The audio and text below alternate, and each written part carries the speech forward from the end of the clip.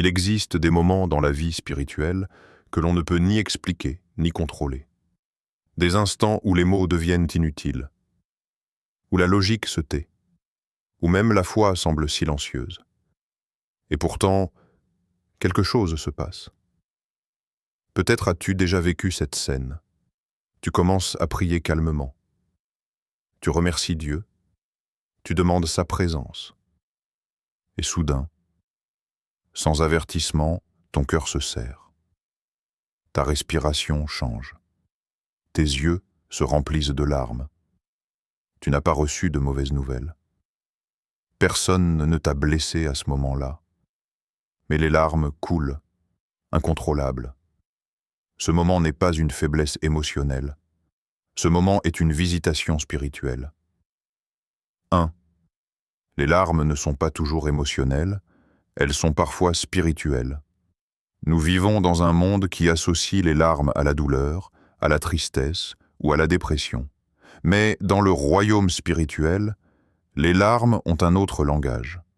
Il y a des larmes humaines et il y a des larmes spirituelles. Les larmes humaines viennent de ce que nous comprenons. Les larmes spirituelles viennent de ce que Dieu révèle à notre esprit, sans passer par notre intelligence. Quand tu pleures pendant la prière sans pouvoir expliquer pourquoi, c'est parce que quelque chose touche ton esprit plus profond, là où les mots n'existent pas. 2. Quand l'Esprit Saint prend le contrôle, les mots s'effacent. Il arrive un moment dans la prière où tu fais tout ce que tu peux faire humainement. Tu as prié avec tes mots, tu as chanté, tu as médité, et puis tu arrives à une limite, c'est là que l'Esprit Saint intervient. La Bible dit clairement que l'Esprit intercède pour nous quand nous ne savons plus comment prier. Il ne demande pas ta permission, il ne te consulte pas. Il entre dans ton esprit et commence à prier à travers toi. Les larmes sont souvent le signe visible de cette prise de contrôle spirituel. 3.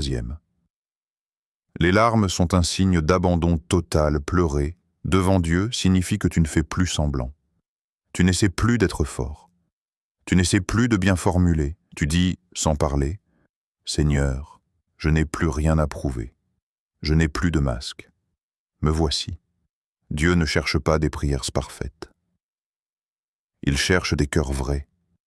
Un cœur qui pleure devant lui est un cœur ouvert, souple, enseignable. 4. Dieu est attiré par les cœurs brisés mais sincères. La Bible est claire. Dieu résiste aux orgueilleux, mais il fait grâce aux humbles. Quand tu pleures dans sa présence, ton cœur descend de son trône. Ton ego s'efface, ton contrôle tombe. Beaucoup veulent des miracles, mais peu acceptent l'humilité qui les précède. 5.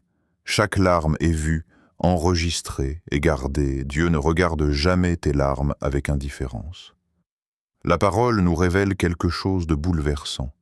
Dieu collecte les larmes. Cela signifie que aucune larme n'est inutile, aucune larme n'est oubliée, aucune larme n'est perdue. Chaque larme devient un témoignage devant le ciel. 6. Les larmes deviennent des preuves spirituelles. Quand Dieu regarde tes larmes, il ne voit pas seulement ta douleur. Il voit ta persévérance, ta foi malgré la souffrance, ton refus d'abandonner. Les larmes disent à Dieu, même brisé, je suis encore venu vers toi. Et cela touche le cœur de Dieu profondément. 7. Les larmes peuvent être une intercession pour quelqu'un d'autre. Il arrive parfois que tu pleures sans penser à toi. Un visage te vient à l'esprit, un nom, une situation. Ce n'est pas un hasard, c'est Dieu qui t'invite à intercéder. Quand les mots ne viennent pas, les larmes parlent. Quand la logique s'arrête, l'esprit agit. 8. Dieu entend parfois les larmes avant les prières. Dans la Bible, Dieu est intervenu non pas à cause d'un long discours, mais à cause d'un cri. Un cri sincère, un cri désespéré, un cri pur. Les larmes sont une fréquence spirituelle très élevée. Elles atteignent le cœur de Dieu rapidement. 9. L'ennemi déteste tes larmes en prière. Pourquoi? Parce qu'il sait que les larmes ne sont pas une défaite. Elles sont une arme. Quand tu pleures devant Dieu, tu déclares sans parler: « Je dépends de Dieu ». Et cette dépendance déclenche le ciel. 10. Les larmes annoncent une naissance spirituelle.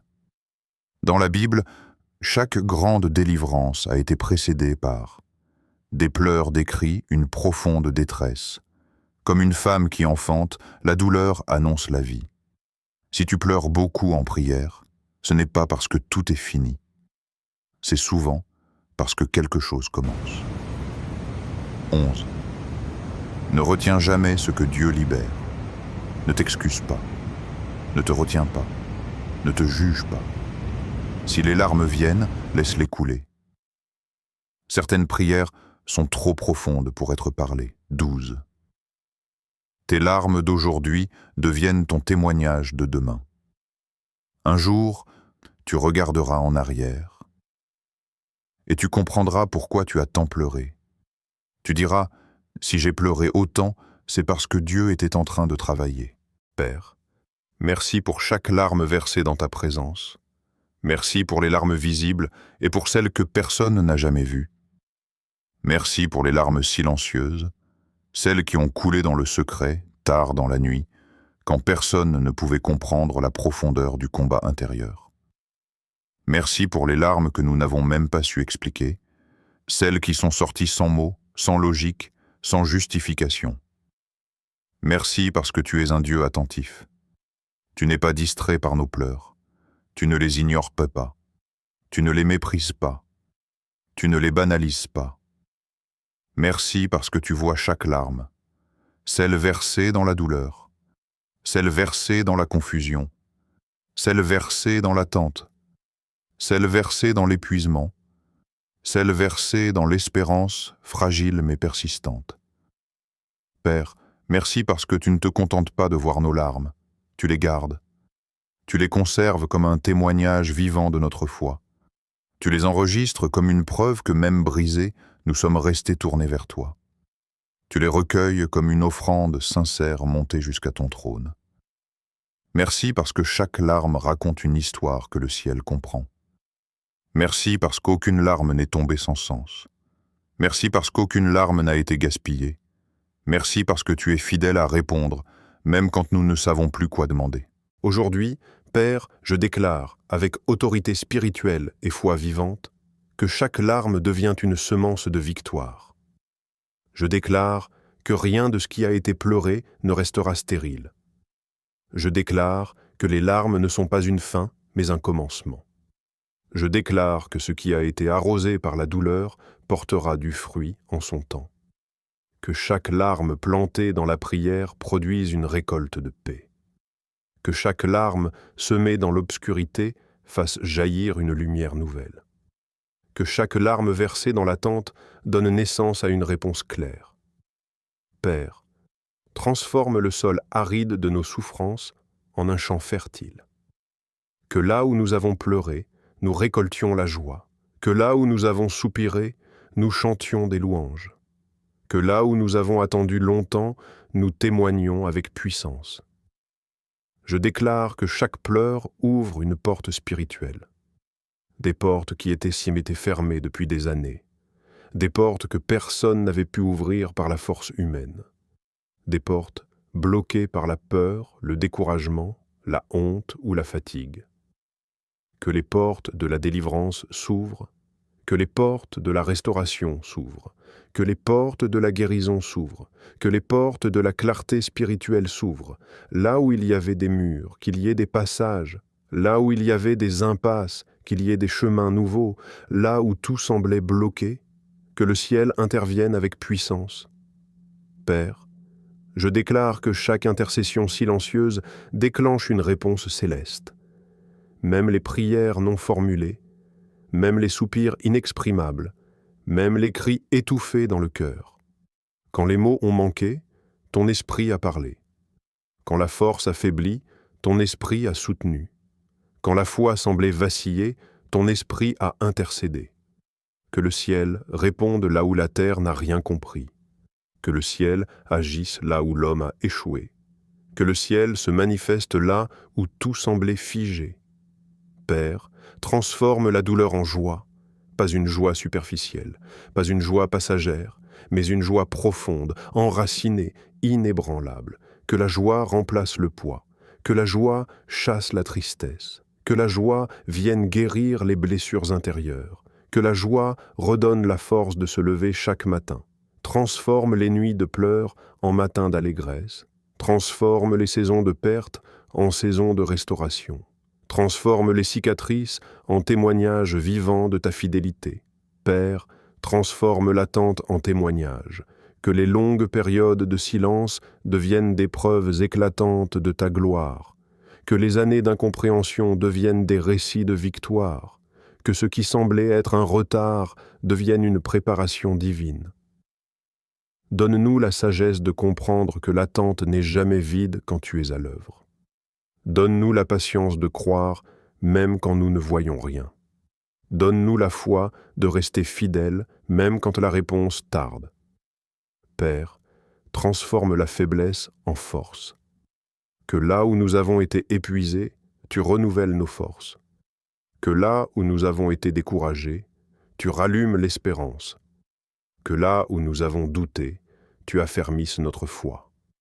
Quand nous n'avons plus la force d'avancer, porte-nous. Quand nous n'avons plus la force de prier, prie à travers nous.